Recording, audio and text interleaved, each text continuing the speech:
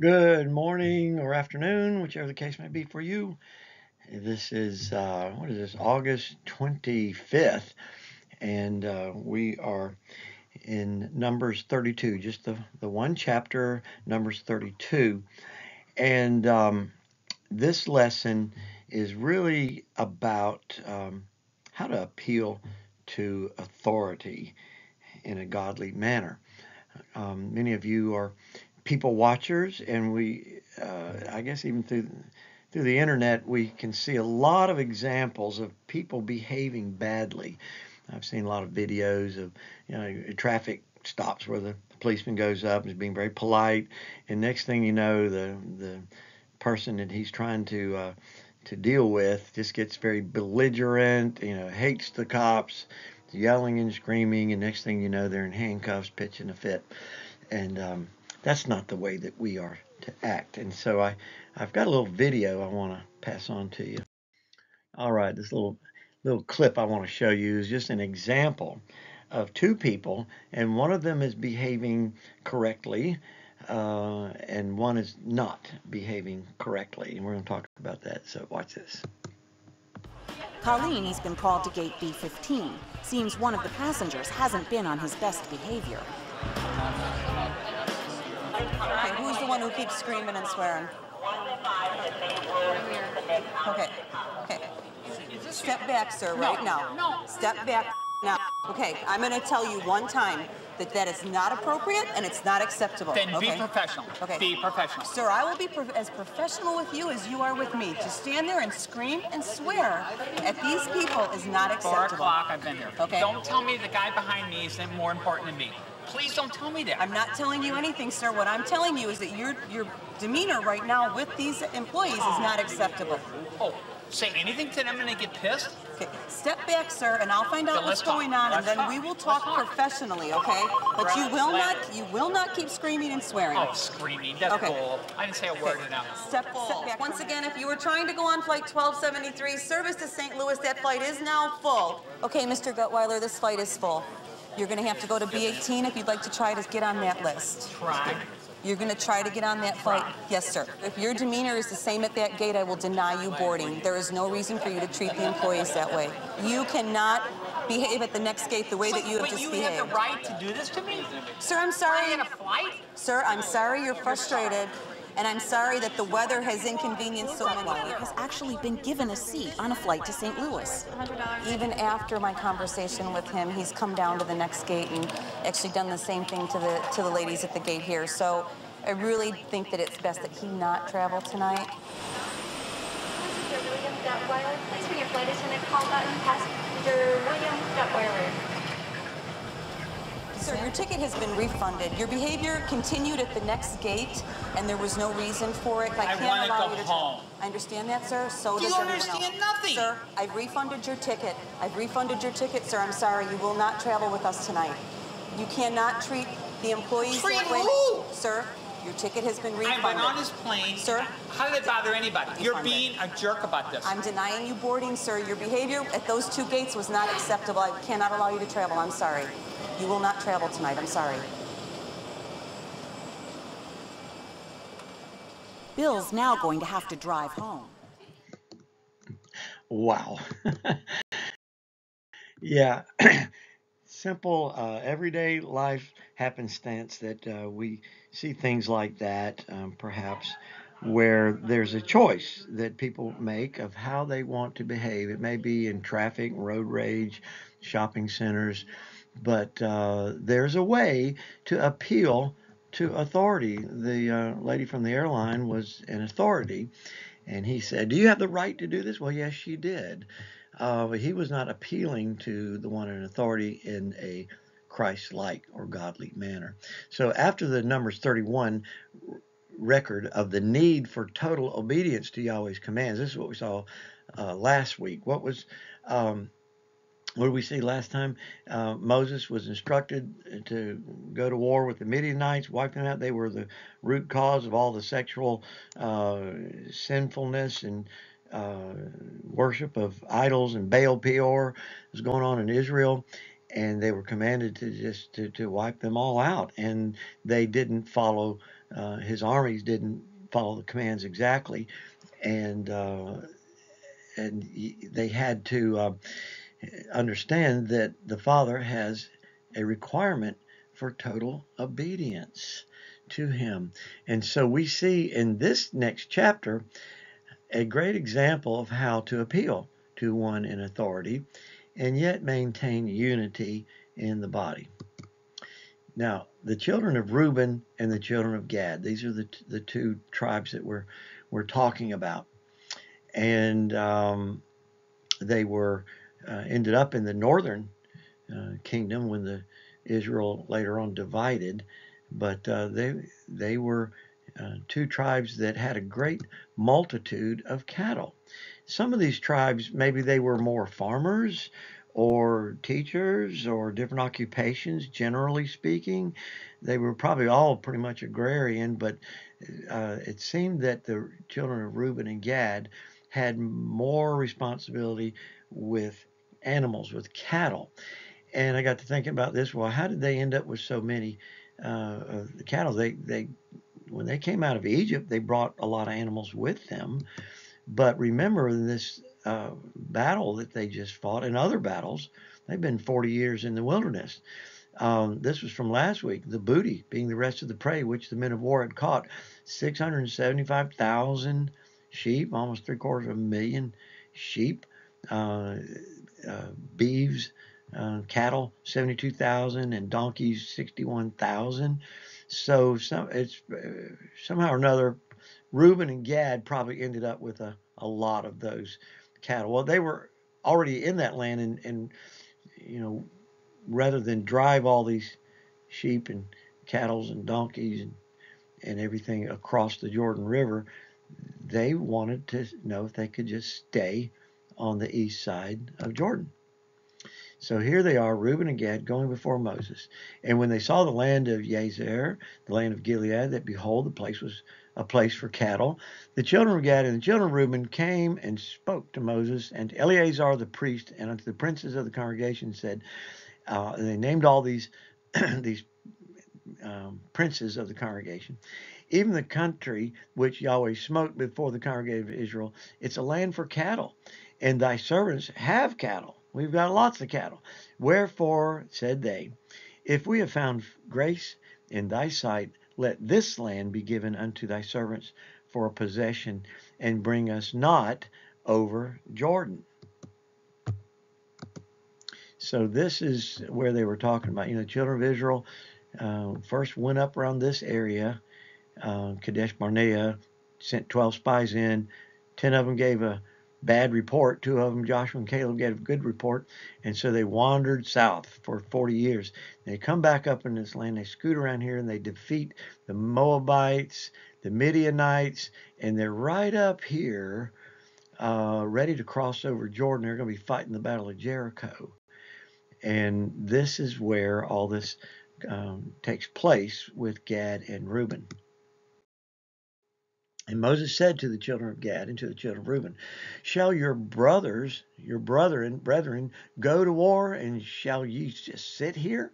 And wherefore discourage ye the heart of the children of Israel from going over into the land, which Yahweh has given them? Thus did your fathers. See, these are guys, Reuben and Gad, the representatives now of these two tribes.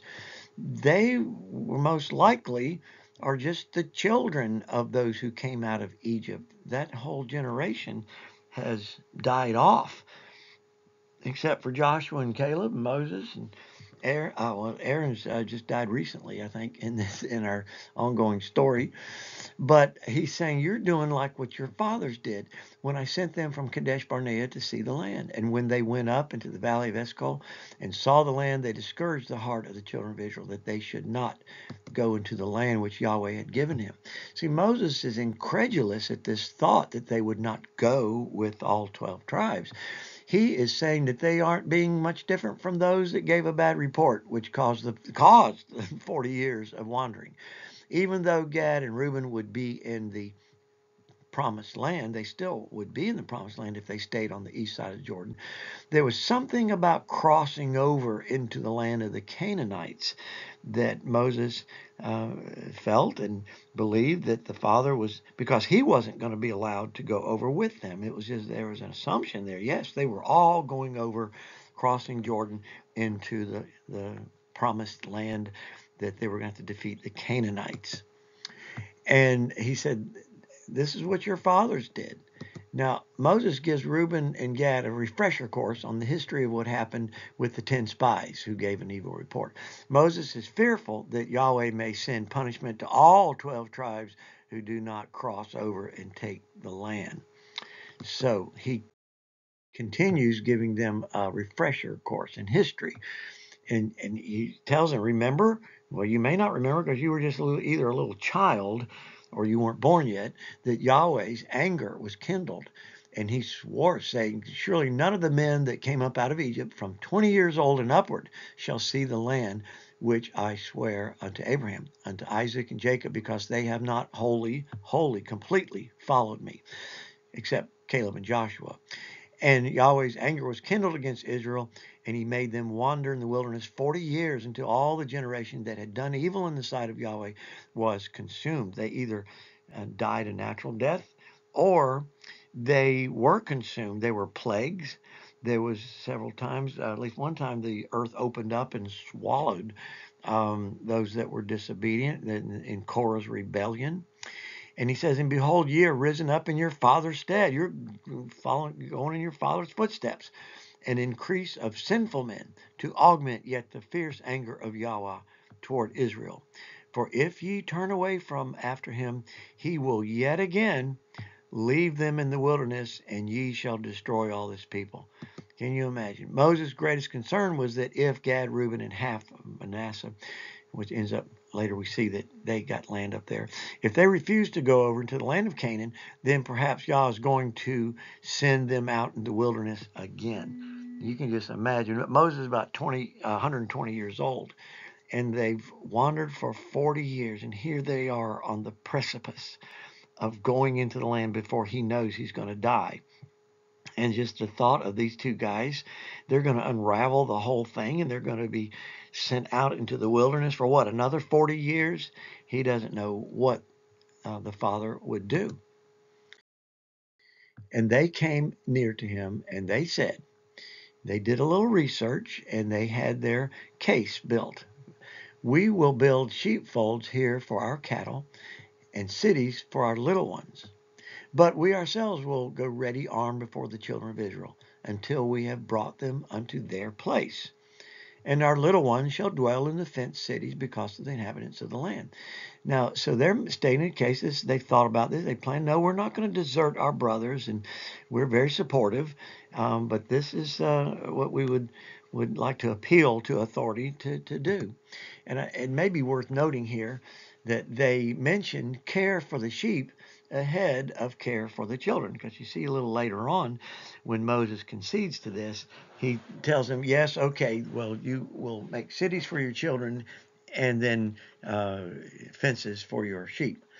So that's just an observation that somebody made.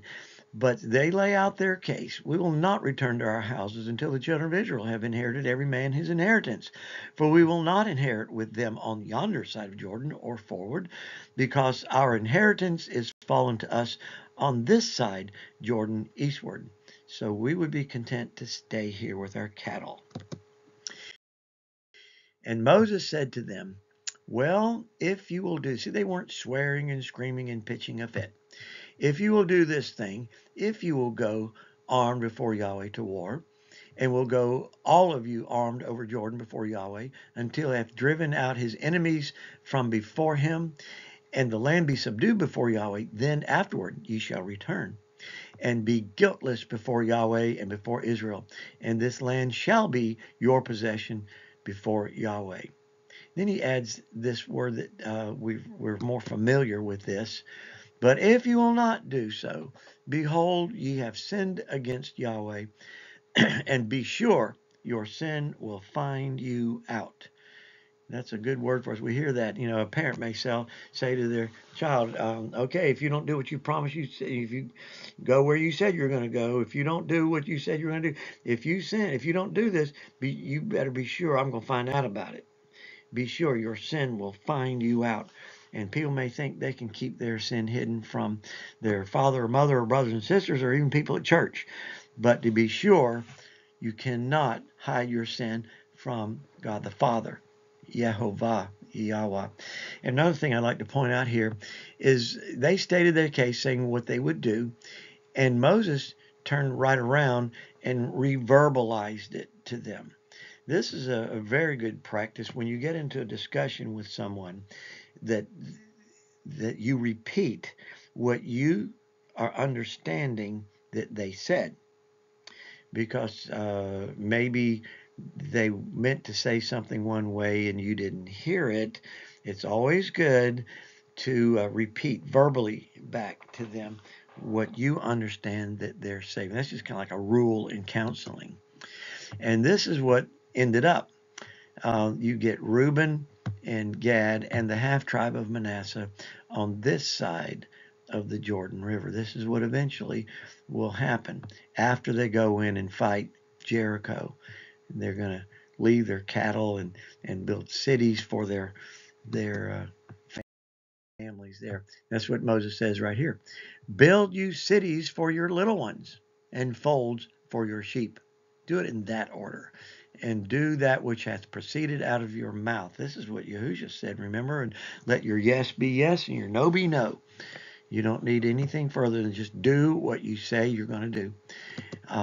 Interesting. Moses told them to get their priorities right.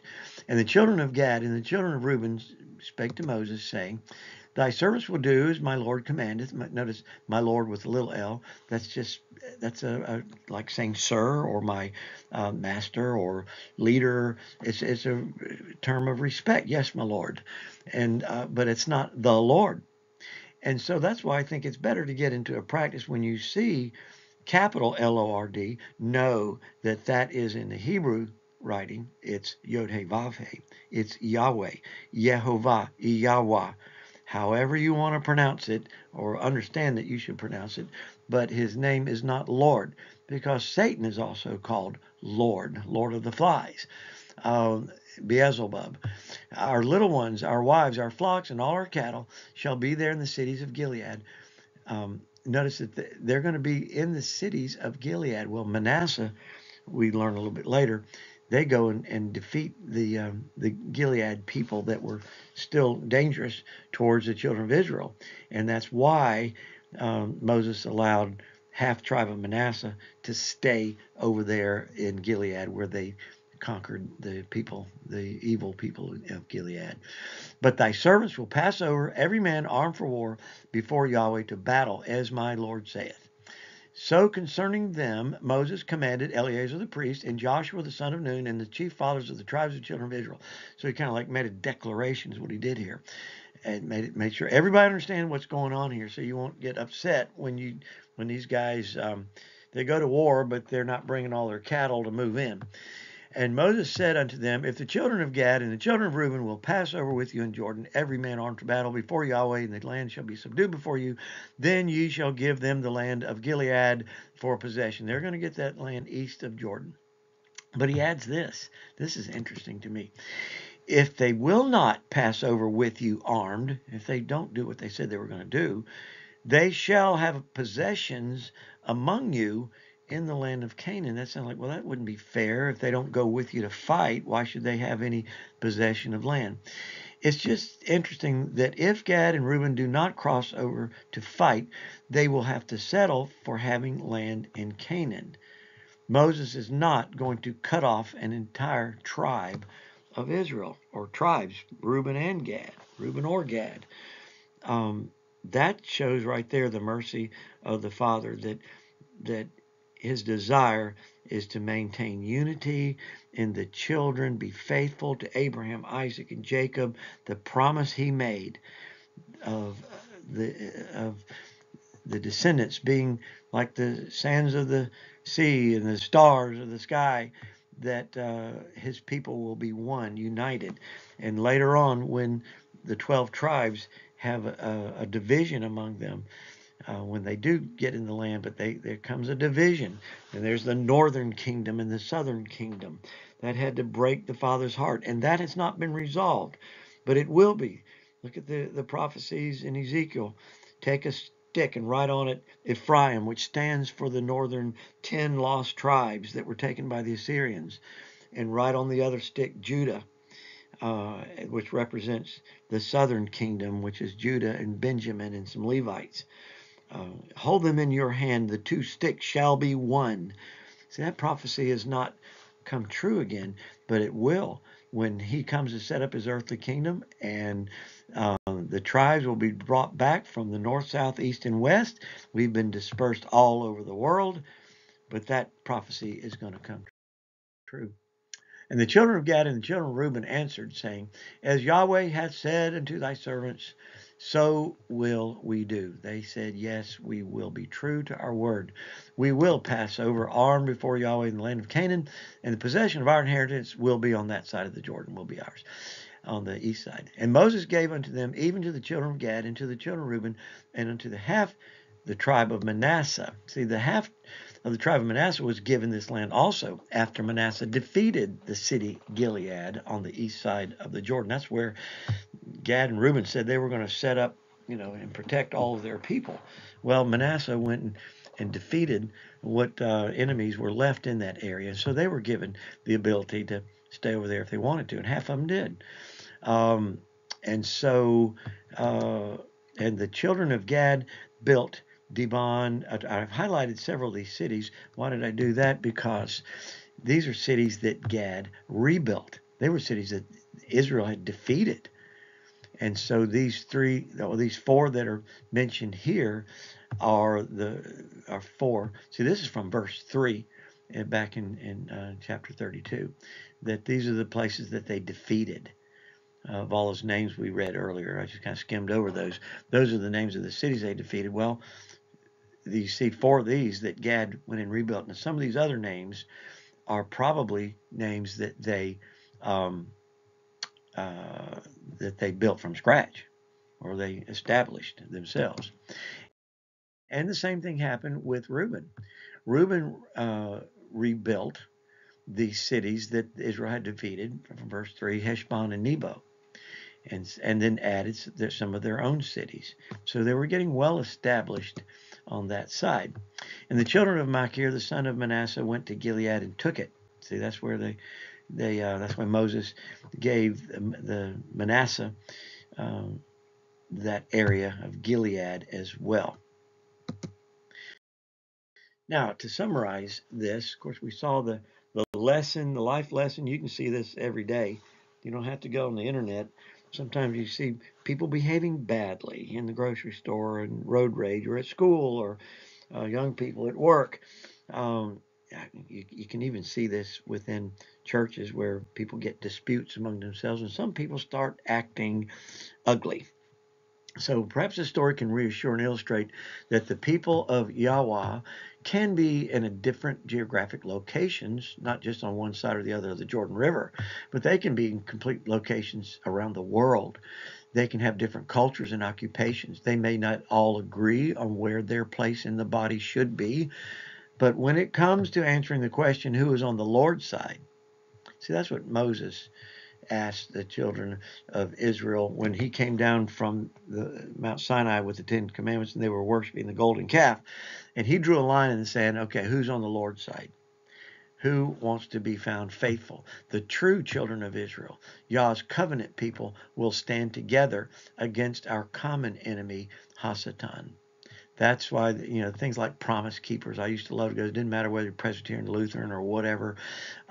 We were there together on Yahushua HaMashiach, Jesus, the Christ side.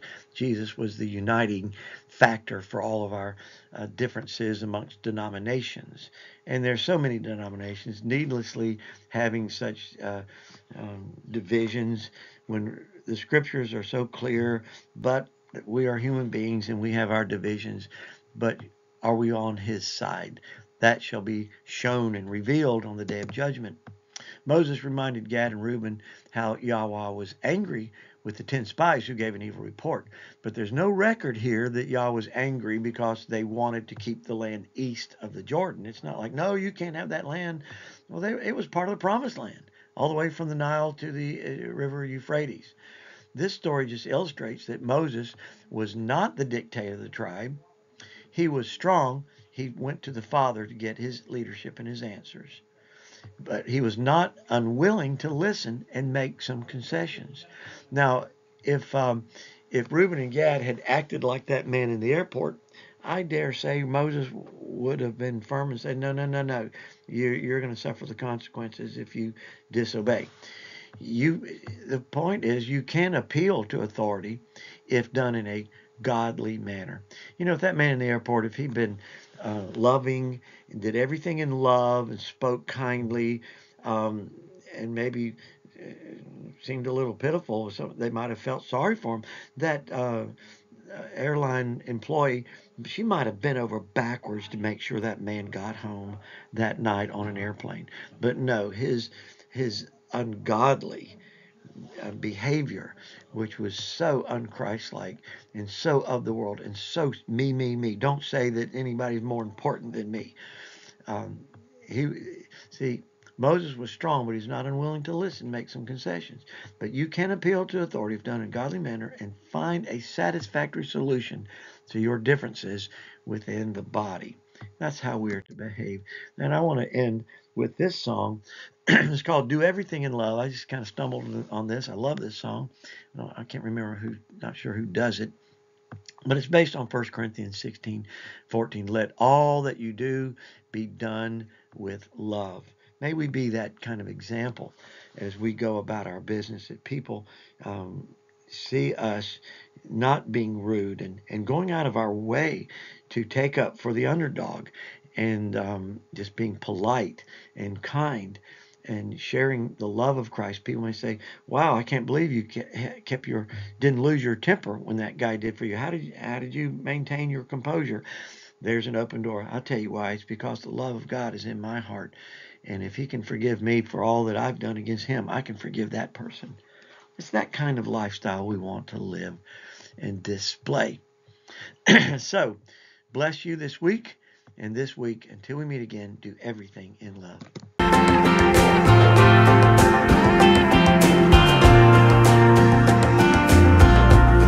Do everything in love as faithful children of one great and awesome King. In thought and word and deed, even those unseen. Do everything in love. Do everything in love.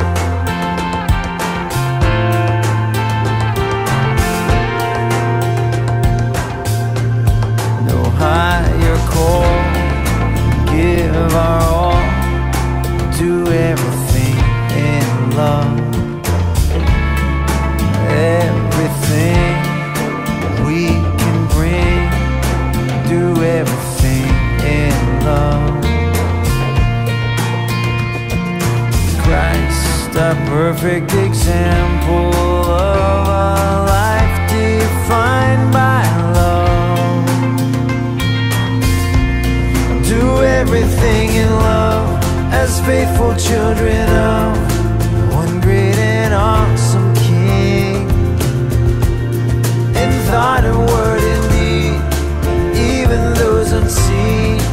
Do everything in love. Do everything in love.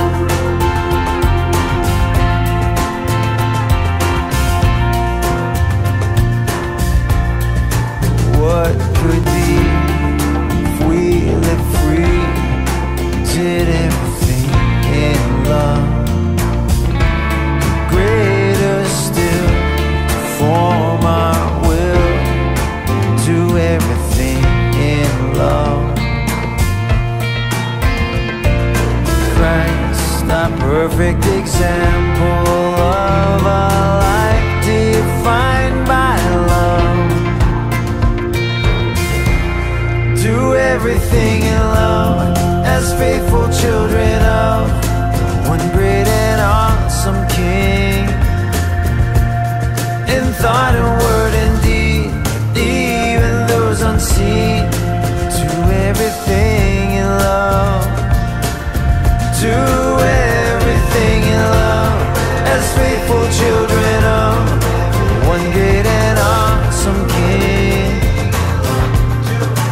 thought it would.